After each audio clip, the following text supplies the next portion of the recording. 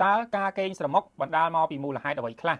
lục cừu ta ca kênh sầm mốc cứ bận đa mau bị mù là hai đầu vậy ta dương miên thi ra bài đó đặng bay cầm chặtបញ្ហាការកេងសរមុខនេះបាទនេះគឺជា comment របស់ម្ចាស់គណនី Facebook មួយគាត់បានចូលទៅ comment នៅក្នុងវីដេអូភាពមុនរបស់ខ្ញុំបាទអញ្ចឹងវីដេអូថ្ងៃនេះខ្ញុំនឹងចែករំលែកដល់បងប្អូនទាំងអស់គ្នាចំនួន4សំណួរបាទសំណួរទី1តើការសរមុខគឺជាអ្វីបាទសរមុខគឺជាអីគេបាទហើយសំណួរទី2តើ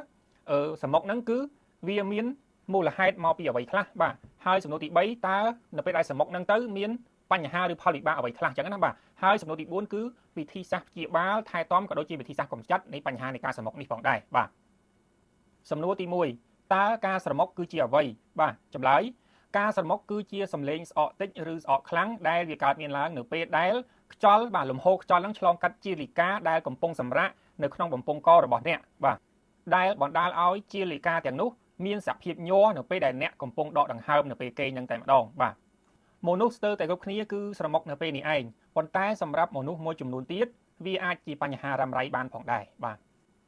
សំណួរទី2តើការកេងស្រមុកបណ្ដាលមកពីមូលហេតុអ្វីខ្លះបាទទី1រចនាសម្ព័ន្ធនៅក្នុងក្រអូបមាត់របស់អ្នកបណ្ដាលមកពីសរីរាង្គផ្សេងៗដូចជាអណ្ដាតមាត់បាទក្រឡើតបំពង់កឬក៏ផ្លូវដង្ហើមនៅក្នុងច្រមុះរបស់អ្នកនឹងមានភាពលំញ័រនៅពេលអ្នកដកដង្ហើមគឺវាបណ្ដាលឲ្យមានសំឡេងបាទស្រមុកនឹងកើតឡើងបានផងដែរហើយវាកើតឡើងដោយសារតែអណ្ដាតមាត់បំពង់កក្រឡើតឬក៏ផ្លូវដង្ហើមនៅក្នុងច្រមុះរបស់អ្នកហ្នឹងគឺវាសម្រាកបាទអញ្ចឹងនៅពេលដែលវាសម្រាកទៅគឺវាធ្វើឲ្យកន្លែងអាហ្នឹងរួមតូចបាទគឺផ្លូវដង្ហើមនឹងរួមតូចធ្វើឲ្យការដកដង្ហើមចេញមកគឺវាត្បៀតបាទអញ្ចឹងទៅធ្វើឲ្យបង្កទៅជាសំឡេងសមុកបាទវាញ័រវាត្បៀតទៅវាសមុកទៅឬសំឡេងសមុកតាមបែបសន្តានផ្សេងៗគ្នាអញ្ចឹងទៅបាទម្យ៉ាងវិញទៀតនៅពេលដែលក្រអូបមាត់របស់អ្នកហ្នឹងទន់ឡើងក្រាស់ហើយក៏វាអាចបង្រួមផ្លូវដង្ហើមរបស់អ្នកបានផងដែរបាទចំពោះមនុស្សថតលើសគីឡូក៏អាចមានសាច់ជាលិកាដុះនៅពីក្រោយបំពង់កដែរហើយក៏វាបង្កឲ្យទៅជារួមនៅកន្លែងផ្លូវដកដង្ហើមនឹងបានផងដែរបាទអញ្ចឹងកាលណារួមត្បៀតទៅក៏អាចធ្វើឲ្យបង្កទៅជាសម្លេងញ័រទៅជាស្រមុកនឹងបានផងដែរបាទដូចគ្នានេះដែរបាទសាច់ដុំមួយដែលនៅពីមាត់បំពង់ករបស់យើងហាមាត់ទៅឃើញបាទដូចសំយ៉ងចុះក្រោមអញ្ចឹងកាលណាសាច់ដុំហ្នឹងវាបលូតវែងវាធ្លាក់ចុះមកក្រោមបាទវាបលូតវែងអញ្ចឹងទៅវាបណ្ដាលឲ្យកន្លែងបំពង់ខ្យល់ហ្នឹងវាមានការកកស្ទះទៅរួមទូចបានបាទអញ្ចឹងទៅក៏អាចធ្វើឲ្យមានបញ្ហាសម្លេងនៅពេលដកដង្ហើមហ្នឹងក៏អាចមានសម្លេងស្រមុកហ្នឹងចេញមកបានផងដែរបាទអញ្ចឹងនេះគឺជាមូលហេតុទី1នៃការធ្វើឲ្យមានការស្រមុកបាទចំណុចទី2ការទទួលទានគ្រឿងស្រវឹងការស្រមុកនេះគឺអាចកើតឡើងនៅពេលដែលអ្នកទទួលទានគ្រឿងស្រវឹងមុនពេលចូលគេងបាទអញ្ចឹងបងប្អូនអរនេះតែងតែសង្កេតមើលអ្នកដែលផឹកស្រាគ្រឿងស្រវឹងច្រើនជោគជាំឬក៏ផឹកមួយស្រវឹងហើយបន្ទាប់មកគាត់ចូលគេងបាទអញ្ចឹងមនុស្សម្នាក់ហ្នឹងតិចឬក៏ច្រើនត្រូវតែមានការស្រមុកបងប្អូនបាទអញ្ចឹងហ្នឹងហើយអញ្ចឹងអាហ្នឹងការផឹកគ្រឿងស្រវឹងវាក៏ជាបញ្ហាដែរបាទចំណុចទី3បញ្ហាច្រមុះការតឹងច្រមុះរ៉ាំរ៉ៃឬក៏ផ្នែកកោងនៃរុនច្រមុះរបស់អ្នកបាទក៏អាចជាកត្តាចូលរួមឲ្យមានការបញ្ហាស្រមុកនេះបានផងដែរបាទចំណុចទី4ការគេងមិនលក់បាទការគេងមិនលក់ឬក៏ការគេងមិនគ្រប់គ្រាន់នេះគឺវាបង្កើតទៅជាទម្លាប់មួយដែលបណ្ដាលឲ្យបំពង់ករបស់អ្នកហ្នឹងគឺងាយនឹងសម្រាកមែនទែនបាទអញ្ចឹងគឺវាឆាប់វាស៊ាំវាគឺបានន័យថាគឺវាឆាប់សម្រាកបាទអញ្ចឹងនៅពេលណាមួយដែលអ្នកបានគេងលក់ទៅអញ្ចឹងបាទគឺវាងាយនឹងធ្វើឲ្យអ្នកកើតទៅជាបញ្ហាស្រមុកហ្នឹងតែម្ដងបាទអញ្ចឹងដូចខ្ញុំបាននិយាយពីខាងលើមកអញ្ចឹងបាទអញ្ចឹងរចនាសម្ព័ន្ធនៅក្នុងមាត់ក្អូមាត់បំពង់កអីហ្នឹងបាទកាលណាដែលវាសម្រាកទៅគឺធ្វើឲ្យវារួមទូចផ្លូវដង្ហើមបាទអញ្ចឹងកាលណាដែលបងប្អូនគេងមិនលក់ទៅវាធ្វើឲ្យបំពង់កហ្នឹងវាខ្លាយទៅជាទម្លាប់មួយបាទវាទម្លាប់មួយហ្នឹងបានន័យថាគឺវាសម្រាកដោយឯងហ្មងបាទយើងមិនបាច់ឲ្យវាសម្រាកគឺវាសម្រាកដោយឯងហើយគឺវាទៅត្បៀតបំពង់កបំពង់ខ្យល់ហ្នឹងរួមទូចអញ្ចឹងទៅបាទអញ្ចឹងធ្វើឲ្យនៅពេលណាមួយដែលអ្នកគេងលក់គឺអ្នកនឹងមានបញ្ហាស្រមុកហ្នឹងបានតែម្ដងបាទចំណុចទី5ទីតាំងនៃការគេងជាធម្មតាការស្រមុកនេះកើតឡើងញឹកញាប់ឬខ្លាំងក្លានៅពេលដែលអ្នកគេងផ្ងាបាទអញ្ចឹងបងប្អូនអាចសង្កេតមើលទៅនៅពេលដែលគេងផ្ងាគឺងាយស្រមុកជាងគេងផ្អៀងបាទអញ្ចឹងនៅពេលដែលបងប្អូនគេងផ្ងាអញ្ចឹងទៅបាទគឺបានន័យថាបំពង់ករបស់បងប្អូនហ្នឹងគឺមានទំនាញបាទវាមានទំនាញខ្លាំងហើយ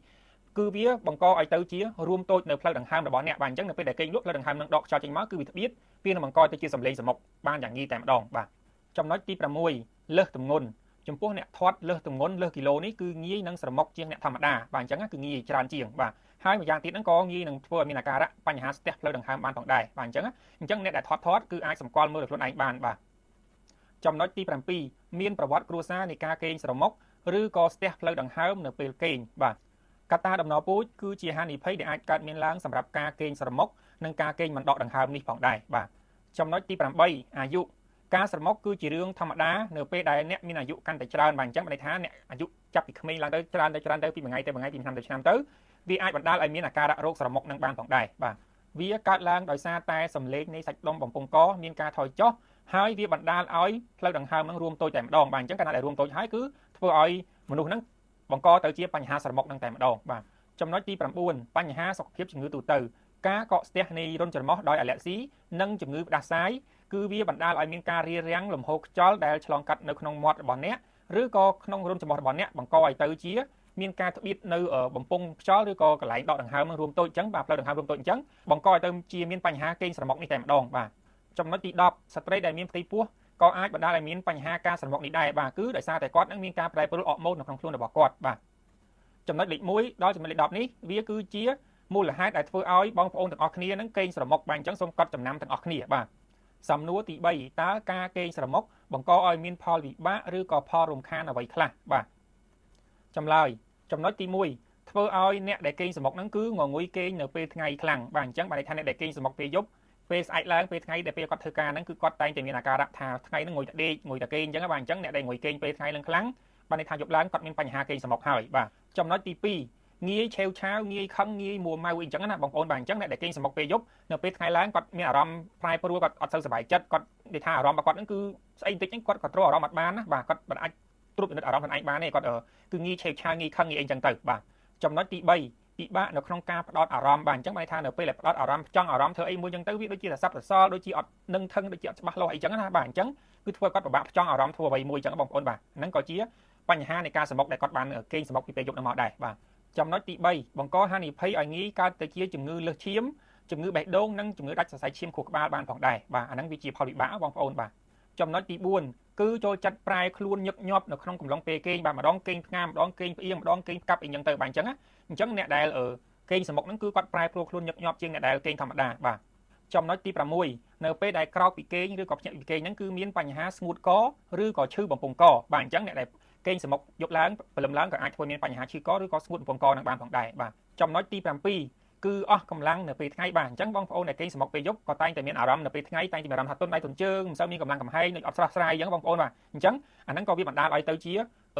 មានបញ្ហាអស់កម្លាំងបានផងដែរបាទអញ្ចឹងបងប្អូនគេងស្រមុកពេលយប់បាទចំណុចទី8គឺយើងអាចសង្កេតឃើញមានការគេងអត់ដកដង្ហើមបាទអញ្ចឹងអាហ្នឹងវាជាបញ្ហានៃការស្រមុកនឹងដែរបាទអ្នកខ្លះទៀតគេងអត់ដកដង្ហើមទេបងប្អូនបាទហ្នឹងនៅពេលដែលបងប្អូនគេងស្រមុកយូរៗរ៉ាំរ៉ៃទៅនឹងខ្លាយទៅជាទម្លាប់ផ្សេងមួយទៀតខ្លាយទៅជាបញ្ហាគេងអត់ដកដង្ហើមនឹងបានផងដែរបាទអញ្ចឹងវានឹងវិវត្តទៅមតនកាលបាទចំណុចទី9ការកើនឡើងនៃហានិភ័យគ្រោះថ្នាក់ចរាចរណ៍ដែលយើងគេងយប់ឡើងអត់គ្រប់គ្រាន់ដោយសារតែការស្រមុកបាទអញ្ចឹងបានន័យថានៅពេលដែលស្រមុកហ្នឹងក៏វាមិនមែនបានន័យថាឲ្យតែស្រមុកហ្នឹងគេងលក់បានគ្រប់គ្រាន់ស្កប់ស្កល់ណាបងប្អូនបាទអញ្ចឹងវាអាការគេងស្រមុកហ្នឹងក៏អាចជួយបាទវាក៏ជាបញ្ហាដែលយើងធ្វើឲ្យយើងគេងអត់គ្រប់គ្រាន់ដែរបងប្អូនបាទអញ្ចឹងបានន័យថានៅពេលដែលព្រលឹមឡើងយើងបើកបរអីហ្នឹងទៅក៏អាចមានបញ្ហាដែលធ្វើឲ្យគ្រោះថ្នាក់ចរាចរណ៍បានផងដែរបាទអញ្ចឹងចំណុចទី10បាទគឺធ្វើឲ្យឈឺក្បាលនៅពេលព្រឹកបាទអញ្ចឹងអ្នកដែលគេងស្រមុកយប់ឡើងបាទព្រលឹមឡើងក្រោកភ្ញាក់ពីគេងមកក៏អាចមានអាការៈបញ្ហាថាឈឺក្បាលតុកឈឺក្បាលមកអីចឹងទៅបាទហ្នឹងក៏ជាបញ្ហាដែលបណ្ដាលមកពីការគេងស្រមុកពេលយប់ដែរបាទចំណុចទី11ធ្វើឲ្យគេងមិនបានគ្រប់គ្រាន់បាទអញ្ចឹងដូចខ្ញុំបាននិយាយមិញអញ្ចឹងបាទអ្នកដែលគេងស្រមុកហ្នឹងគឺមិនប្រកាសថាគេងបានស្កប់ស្កល់ទេបងប្អូនបាទអ្នកខ្លះឮថាគេងស្រមុកមែនណាប៉ុន្តែ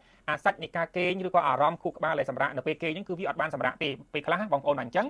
វាធ្វើឲ្យមានបញ្ហាទៅដល់ប្រព័ន្ធខួរក្បាលរបស់យើងអញ្ចឹងទៅបាទអញ្ចឹងហើយវាធ្វើឲ្យយើងទៅជាការគេងមិនលក់ឬក៏គេងមិនគ្រប់គ្រាន់នឹងតែម្ដងបាទចំណុចទី12គឺមានអាការៈថប់ដង្ហើមនៅពេលយប់បាទអញ្ចឹងអ្នកដែលគេងស្រមុកខ្លះបងប្អូនអ្នកជំងឺគាត់ធ្លាប់មកពីពេទ្យគាត់តែងតែមានបញ្ហាពិបាកដកដង្ហើមឬក៏ថប់ដង្ហើមនៅពេលយប់ដែរបាទចំណុចទី13ឈឺទ្រូងនៅពេលយប់បាទអញ្ចឹងបានន័យថាអ្នកដែលគេងស្រមុកទៅក៏អាចមានបញ្ហាធ្វើឲ្យមានការឈឺចុកចាប់នៅក្នុងទ្រូងបាទឈឺចុកទ្រូងអីអញ្ចឹងបានផងដែរបាទចំណុចទី14ការស្រមុកគេងស្រមុកជាប្រចាំគេងស្រមុកខ្លាំងពេកអញ្ចឹងទៅគឺវាអាចរំខានទៅដល់ដៃគូឬក៏មិត្តភ័ក្តិឬក៏អ្នកដែលគេងចិត្តគេងក្បែរបាទអញ្ចឹងអ្នកដែលគេងស្រមុកហ្នឹងក៏វាជាផលរំខានកន្លែងហ្នឹងខ្លាំងដែរបាទចំណុចទី1ដល់ចំណុចទី14នេះគឺជាផលវិបាកដែលកើតឡើងនៅពេលដែលបងប្អូនគេងស្រមុកបាទអញ្ចឹងបើសិនបងប្អូនមានបញ្ហាគេងស្រមុកបាទបងប្អូនកុំបណ្ដោយវាឲ្យខ្លាយទៅជាបញ្ហារ៉ាំរ៉ៃបាទបងប្អូនគួរតែឆាប់រស់រាន់ព្យាបាលវាទៅតាមវិធីបែបសាស្ត្រផ្សេងៗទៅបាទអញ្ចឹងសូមណូតចំណុចសំខាន់ទាំងនេះទុកបាទសំណួរចុងក្រោយតើយើងមានវិធីសាស្ត្រអ្វីខ្លះដើម្បីព្យាបាលឬក៏កម្ចាត់បញ្ហាការគេងស្រមុកបាទចម្លើយវិធីសាស្ត្រទី1បាទវិធីសាស្ត្រទី1នេះគឺការព្យាបាលដោយការវះកាត់បាទអញ្ចឹងបើសិនបើបងប្អូនមានបញ្ហាតាក់ទងទៅនឹងការស្រមុកនឹងរ៉ាំរ៉ៃសម្លេងខ្លាំងពិបាកមានការថប់ដង្ហើមបាទមានផលរំខានផ្សេងទាំង14ចំណុចដែលខ្ញុំបានរៀបរាប់ពីខាងលើអីអញ្ចឹងបាទអញ្ចឹងបងប្អូនអាចទៅពិគ្រោះជាមួយដុកទ័រទៅគឺគាត់អាចធ្វើការវះកាត់ជូនបងប្អូនបានផងដែរបាទវិធីសាស្ត្រទី2ការព្យាបាលដោយមិនចាំបាច់វះកាត់បាទអញ្ចឹងវាមានវិធីសាស្ត្រផ្សេងអញ្ចឹងបងប្អូនបាទតោះឥឡូវយើងទៅមើលបន្តទៀតបាទ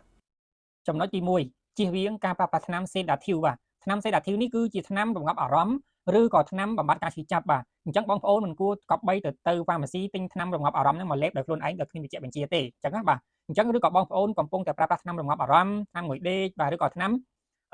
បំបត្តិការឈឺចាប់អីអញ្ចឹងណាបងប្អូនត្រូវតែពិភាក្សាជាមួយដុកទ័រផ្នែកជំងឺទូទៅផ្នែកជំងឺផ្លូវចិត្តអីហ្នឹងឲ្យច្បាស់មុននឹងប្រើប្រាស់ថ្នាំទាំងអស់ហ្នឹងបាទឬមួយទៀតក៏បងប្អូនដែលកំពុងតែប្រើប្រាស់ថ្នាំទាំងអស់ហ្នឹងហើយបែរជាមានអាការៈសមុខកាន់តែខ្លាំងឡើងឬក៏បងប្អូនមានអាការៈដូចបាទផលវិបាកដូចខ្ញុំបានរៀបរាប់ខាងលើបាញ់មិញអញ្ចឹងផលវិបាកទាំង14ចំណុចហ្នឹងសិនជាមានបងប្អូនមានផលវិបាកហ្នឹងច្រើនគឺបងប្អូនត្រូវតែបញ្ឈប់ការប្រើប្រាស់ថ្នាំហ្នឹងឬក៏ទៅសួរដុកទ័រសុំ advice ពីគាត់មកថាតើខ្ញុំត្រូវធ្វើម៉េចដើម្បីបំបត្តិបញ្ហាសមុខនេះបាទដោយសារតែខ្ញុំប្រើថ្នាំអីអញ្ចឹងណាបងប្អូនបាទចំណុចទី2ការប្រើប្រាស់ថ្នាំដូចជាថ្នាំផ្ដាសាយបាទថ្នាំប្រឆាំងនឹងអាឡែស៊ីបំបត្តិការតឹងច្រមុះផ្សេងៗហ្នឹងជួយឲ្យផ្លូវដង្ហើមរបស់យើងដកបានស្រួលដកបានធម្មតាក៏វាអាចជួយកម្ចាត់បញ្ហាការកេងស្រមុកនេះបានផងដែរបាទចំណុចទី3ការផ្លាស់ប្ដូរទីតាំងគេងបាទអញ្ចឹងបានន័យថាបងប្អូនធ្លាប់តែគេងផ្ងាហើយស្រមុកខ្លាំងអញ្ចឹងបងប្អូនផ្លាស់ប្ដូរទៅគេងផ្អៀងឬក៏គេងទៅឆ្វេងគេងទៅស្ដាំវិញទៅបាទអញ្ចឹងណាអញ្ចឹងបងប្អូនផ្លាស់ប្ដូរទីតាំងនៃការគេងហ្នឹងក៏អាចជួយកាត់បន្ថយបញ្ហាការស្រមុកនឹងបានផងដែរបាទចំណុចទី4ជៀសវាងការបរិភោគគ្រឿងស្រវឹងឬក៏ជាតិអាល់កុលផ្សេងៗបាទដូចខ្ញុំបាននិយាយពីខាងលើអញ្ចឹងបាទអញ្ចឹងកាលណាដែលយើងបរិភោគជាតិអាល់កុលផឹកគ្រឿងស្រវឹងអីច្រើនទៅគឺវាបណ្ដាលឲ្យងាយនឹងការកេងស្រមុកនឹងតែម្ដងបាទភាគច្រើនគឺងាយនឹងកើតការកេងស្រមុកហ្នឹងបាទអញ្ចឹងយើងបញ្ឈប់ការផឹកគ្រឿងស្រវឹងទៅឬក៏យូរម្ដងបានហើយបាទហ្នឹងវាអីទេបាទអញ្ចឹងណាចំណុចទី5ហាត់ប្រាណសម្រកគីឡូញ៉ាំអាហារសុខភាពល្អកុំញ៉ាំអាហារដែលធ្វើឲ្យធាត់ធ្វើឲ្យឡើងគីឡូបងប្អូនបាទអញ្ចឹងព្យាយាមហាត់ប្រាណសម្រកគីឡូទៅបាទអាហ្នឹងធ្វើឲ្យសុខភាពបងប្អូនល្អបាទអញ្ចឹងទៅគឺវាអត់មានបញ្ហាទៅដល់ការរួមតូចនៃផ្លូវដង្ហើមបានទេបាទអញ្ចឹងក៏វាជួយកាត់បន្ថយទៅបញ្ហាការកេងស្រមុកនឹងដែរបាទបងប្អូនធាត់លើគីឡូនៅតែញ៉ាំរបស់អាហារលើគីឡូហើយឬក៏មិនហាត់ប្រាណទៀតអាហ្នឹងកាន់តែខ្លាំងឡើងបាទចំណុចទី6យើងគេងផ្ងាគេងផ្អៀងឆ្វេងផ្អៀងស្ដាំគេងមួយបែបសន្តានមួយណាក៏បានក៏ប៉ុន្តែបងប្អូនត្រូវដាក់ស្មាហើយនឹងក្បាលរបស់បងប្អូនហ្នឹងឲ្យមុំវាឲ្យនឹងខ្ពស់ជាងខ្លួននឹងជើងបាទអញ្ចឹងណាបាទន័យថាដូចថាមុំ45ឬក៏មុំ35ទៅឲ្យវាខ្ពស់ជាងជើងត្រឹមស្មានេះហើយបាទស្មាខាងក្បាលហ្នឹងកលខ្នើយឬក៏កលបើសិនជាក្រេខ្លះអាចល្វីបានក្រេខ្លះដូចក្រេពេទ្យអីចឹងហ្នឹងហើយឬក៏បើយើងអត់មានក្រេអស់ហ្នឹងទេយើងអាចកលខ្នើយឲ្យខ្ពស់ត្រឹមស្មារបស់យើងបាទហើយនឹងក្បាលរបស់យើងខ្ពស់ជាងដងខ្លួននឹងជើងទៅបាទអញ្ចឹងយើងគេងស្ថានទីតាំងមួយណាក៏បានដែរបាទហ្នឹងក៏វាជួយឲ្យផ្លូវដង្ហើមដកបានស្រួលអត់ធ្បៀតអត់ធ្វើឲ្យគេងស្រមុកទេបាទហ្នឹងវាជាបញ្ហាដំណោះស្រាយមួយដែរបាទចំណុចទី7ប្រើប្រាស់ឱសថប្រឆាំងទៅនឹងការគេងស្រមុកបាទហ្នឹងក៏គេមានឱសថថ្នាំនឹងលក់ដែរបងប្អូនបាទអញ្ចឹងណាអញ្ចឹងបងប្អូនអាចទៅសួរលោកគ្រូពេទ្យនៅមន្ទីរពេទ្យដែរបងប្អូនមិនមែនតែទិញនៅមិនមែនទៅកំង pharmacy ទិញថ្នាំបាត់ស្រមុកហ្មងមិនអញ្ចឹងទេបងប្អូនត្រូវតែទៅជួបដុកទ័រហើយសុំការណែនាំពីគាត់រវាងថ្នាំផ្សេងៗហ្នឹងមកហើយសុំគាត់អត់ដណ្ដងមកហើយយកទៅទិញទៅបាទហ្នឹងអាចនឹងមានសិទ្ធិភាពព្យាបាលការស្រមុកនឹងបានផងដែរចំណុចទី9ការគេងឲ្យបានទៀងម៉ោងឬក៏ដាក់កាលវិភាគគេងបងប្អូនបាទអញ្ចឹងបងប្អូនអត់ប្រមាថថាគេងរាល់ថ្ងៃហ្នឹងអ្នកខ្លះគេងម្ដងម៉ោង2:10អ្នកខ្លះម៉ោង1យប់អ្នកខ្លះដាច់យប់ក៏មានអញ្ចឹងយើងដាក់កាលវិភាគគេងឲ្យបានទៀងទាត់បានន័យថាបងប្អូនចូលគេងម៉ោង10ចូលគេងម៉ោង10គឺម៉ោង10អញ្ចឹងអញ្ចឹងដាក់កាលវិភាគគេងឲ្យបានគ្រប់គ្រាន់ទៅវាជាទម្លាប់មួយបង្កើតឲ្យបងប្អូនគេងបានគ្រប់គ្រាន់គឺវាជួយកាត់បន្ថយបញ្ហាស្រមុកនឹងដែរបាទបងប្អូនម្ដងអត់ងុយម្ដងគេងម្ដងអត់ងុយគេងអញ្ចឹងវាធ្វើឲ្យបំពង់កបងប្អូនគឺរីករួមអញ្ចឹងគឺវាអត់មានបានឈប់សម្រាកឬក៏វាឈប់សម្រាកទាំងស្រុងហ្មងគឺវាអត់ល្អសម្រាប់សុខភាពទេអញ្ចឹងបងប្អូនត្រូវតែដាក់កាយវិភាគដាក់ម៉ោងគេងបានគ្រប់គ្រាន់ទៅក៏ល្អសម្រាប់សុខភាពដែរបាទចំណុចទី10នៅស្រុកគេបងប្អូនមកគឺគេមានខ្នើយសម្រាប់ដាក់ទីតាំងឲ្យបានត្រឹមត្រូវដាក់ក្បាលឲ្យបានត្រឹមត្រូវឲ្យគេងបងប្អូនបាទអាហ្នឹងគឺជាខ្នើយសម្រាប់កាត់បន្ថយការគេងស្រមុកបាទខ្ញុំអត់ដឹងថានៅខ្មែរមានអត់ទេបាទប៉ុន្តែនៅស្រុកគេនេះគឺគេមានណាគេមានខ្នើយសម្រាប់កាត់បន្ថយការគេងស្រមុកបាទខ្នើយហ្នឹងគឺគេមានស្តង់ដាររបស់គេមុំរបស់គេប្រហែលអ៊ីងអញ្ចឹងទៅបាទអញ្ចឹងប្រហែលដឺក្រេអញ្ចឹងណាអញ្ចឹងនៅពេលដែលគេងទៅខ្នើយហ្នឹងគឺវាមានចលនាឬក៏វាមានកម្ពស់ល្មមសមទៅគឺធ្វើឲ្យយើងកម្ចាត់បញ្ហាការគេងស្រមុកនឹងបានផងដែរបាទចំណុចទី11 nasal strip បាទ nasal strip នេះគឺជាបន្ទះដែលគេពាក់នៅច្រមុះបាទអញ្ចឹងអាហ្នឹងនៅពេលដែលបងប្អូនគេងទៅគឺគេពាក់នៅច្រមុះទៅគឺវាជួយធ្វើឲ្យផ្លូវដង្ហើមយើងរីកបានល្អបាទងាយស្រួលដកដង្ហើមមិនធ្បៀតទេអញ្ចឹងគឺវាអត់មានធ្វើឲ្យមានបញ្ហាស្រមុកនឹងបានទេបាទអញ្ចឹងផលិតផលហ្នឹងភាគច្រើនគឺនៅក្រៅប្រទេសខ្ញុំឃើញគេប្រើច្រើនណាបាទខ្ញុំឃើញនៅបរទេសគឺគេប្រើ nasal strip នឹងច្រើនបាទអញ្ចឹងបើសិនបើបងប្អូនណាដែលចង់បានផលិតផលហ្នឹងបាទអញ្ចឹង